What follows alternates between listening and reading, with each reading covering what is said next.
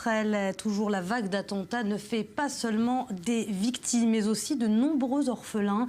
Mathias Inbar a été recueillir le témoignage d'Orit, fille du rabbin de Mickey Mark, assassinée vendredi dernier par les tirs d'un terroriste.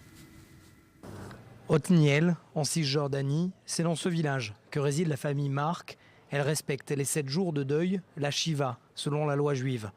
Vendredi dernier, Mickey, le père de famille, était tué par des tirs d'armes automatiques alors qu'il rentrait chez lui en voiture avec sa femme et 2 de ses enfants. 4 jours après les funérailles, Orit, sa fille, témoigne. Elle se souvient des premiers instants après l'attentat. J'étais ici à la maison avec mes petites sœurs, je les gardais pendant que mes parents étaient sur la route. Oui, j'étais ici. Mes cousins nous ont demandé en urgence de les rejoindre. Après 10 minutes, ils ont commencé à nous raconter ce qui s'était passé et j'ai commencé à pleurer. J'ai pris mes petites sœurs dans mes bras et je me suis dit, maintenant, c'est toi la plus grande. C'est toi qui dois leur donner la force. Je me suis dit, mais où vais-je avoir la force de les soutenir? Comment soutenir une fille de 8 ans qui n'a plus de père? Ce n'est pas logique. Sa mère, grièvement blessée, est toujours hospitalisée, mais ses jours ne seraient plus en danger. Un miracle pour Orit. Mon père était toujours efficace et j'ai l'impression que de là-haut, il est toujours en train de tout contrôler.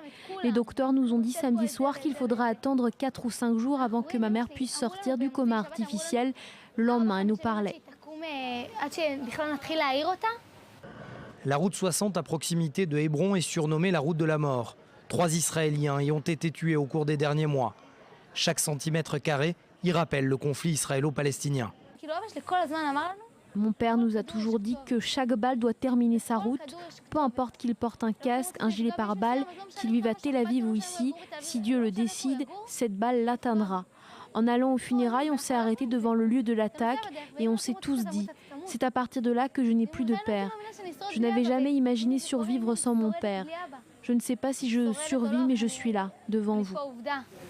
À 17 ans, elle dit vouloir aller de l'avant.